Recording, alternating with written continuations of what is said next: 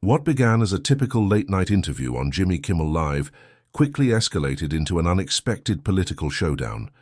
The guest for the evening, Karoline Leavitt, the current White House press secretary, was abruptly removed from the show following a tense and fiery exchange with Jimmy Kimmel himself.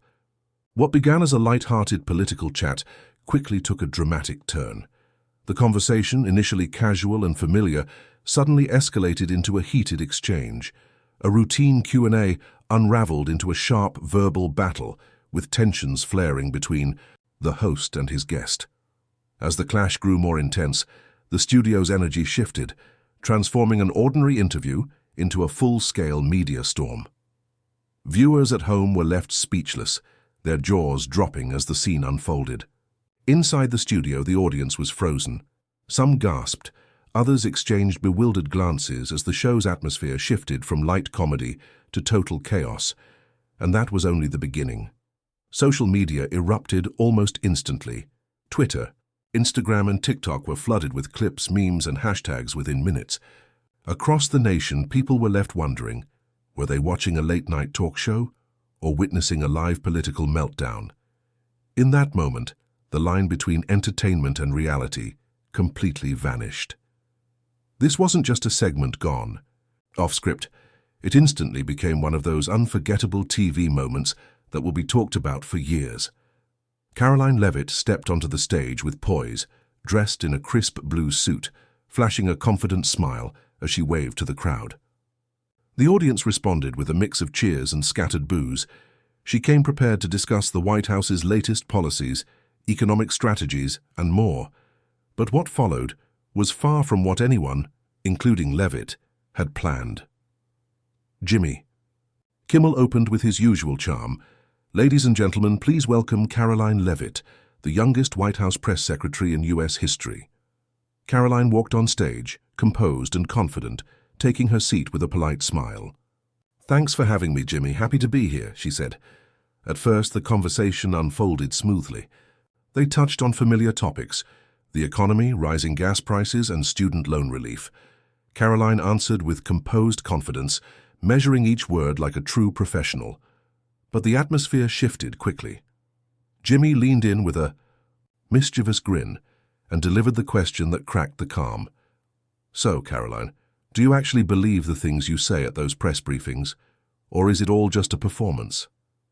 The audience chuckled, but Karoline offered only a tight smile.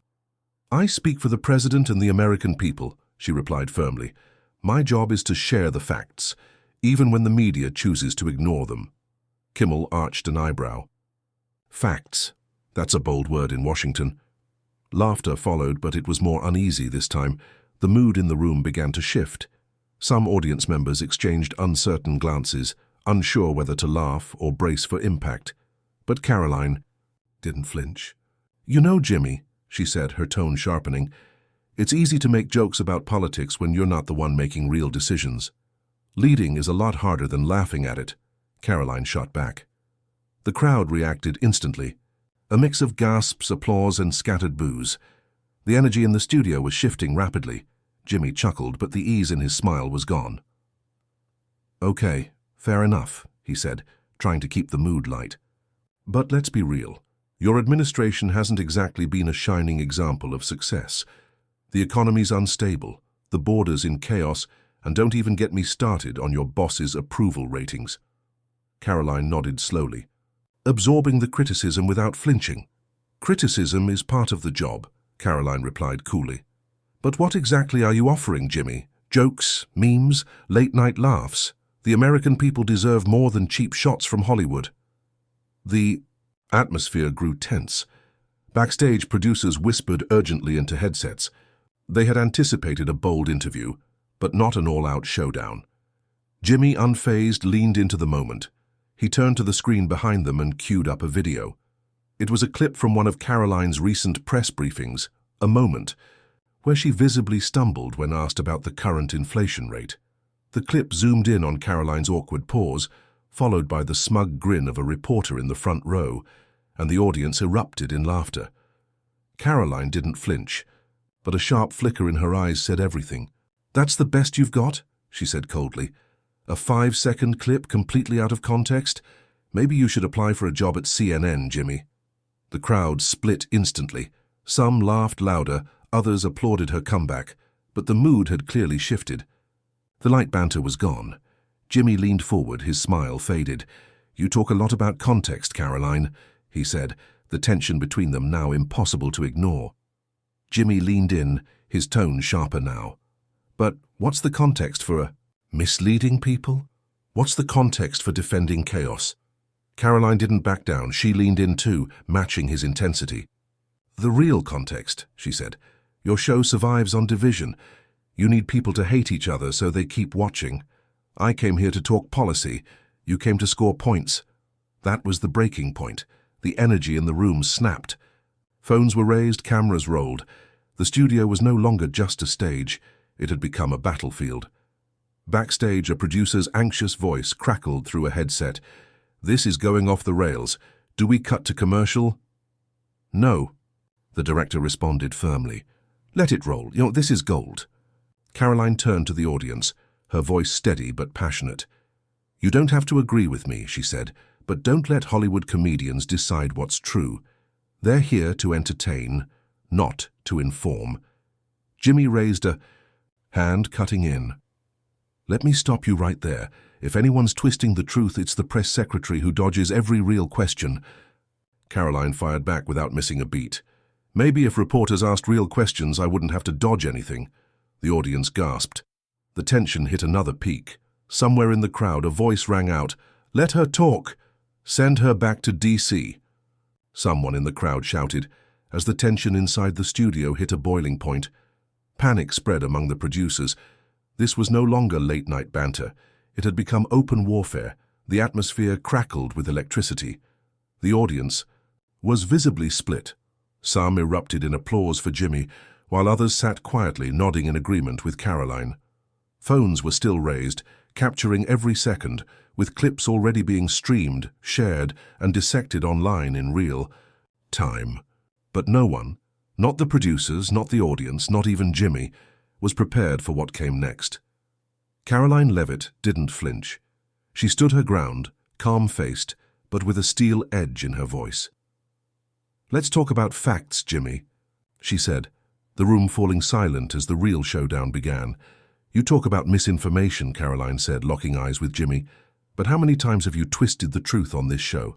Just for laughs." Jimmy raised an eyebrow. "I'm a comedian. I make jokes. That's what people come here for." Karoline leaned in, unfazed. "And I'm a press secretary. I share policy. I don't have a laugh track to cover my points." A low murmur rippled through the audience. Even the cameraman hesitated for a beat, unsure whether he was filming a talk show or a live political debate. The humor drained from Jimmy's face as he dropped the act. "Karoline, do you really think you're helping people?" he asked, his tone cutting. "Because from the outside, it looks like you're just spinning for a president who can't speak clearly, can't lead, and can barely stay awake." Karoline's jaw tightened. Karoline's jaw tightened. "Say what you want about the president," she said sharply, "but at least he's not hiding behind a desk, taking cheap shots from a safe distance. Leading isn't easy, Jimmy. It means showing up, facing criticism every single day. Sometimes it's unfair, often it's dishonest, but we don't run from it. We take it, we fight back, and that's more than I can say for some of your friends in the media." The room fell silent once again. For a moment, Jimmy was speechless. "I invited you here for a real conversation," he finally said, his voice low. "But clearly you came to argue." Karoline looked him straight in the eye. "No, Jimmy, I came here to defend the truth. But if that makes you uncomfortable, maybe you should stick to making jokes about celebrities and stay out of politics." Boom, that was the moment.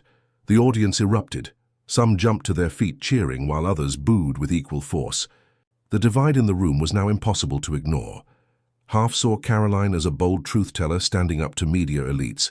The other half viewed her as the polished face of a fractured administration. Backstage, the control room descended into pure chaos. "We need to cut to break. This is spiraling," someone shouted. "No, let it run. This is history in the making," another producer fired back. The director, visibly pale, watched the ratings spike in real time, skyrocketing. but teetering on the edge of total collapse. Meanwhile, on stage, Jimmy shook his head, turned toward the camera, and said, "All right, folks, well, that's all the time we have with the White House's favorite spin doctor," Jimmy said, forcing a smile. But before he could finish, Karoline stood up. "No, you know what? I'll save you the trouble." She removed her mic and turned to the audience, her voice steady but firm. "I came here hoping for a real conversation, but it's clear Jimmy's more interested in one-liners and cheap applause than actual dialogue. I won't be part of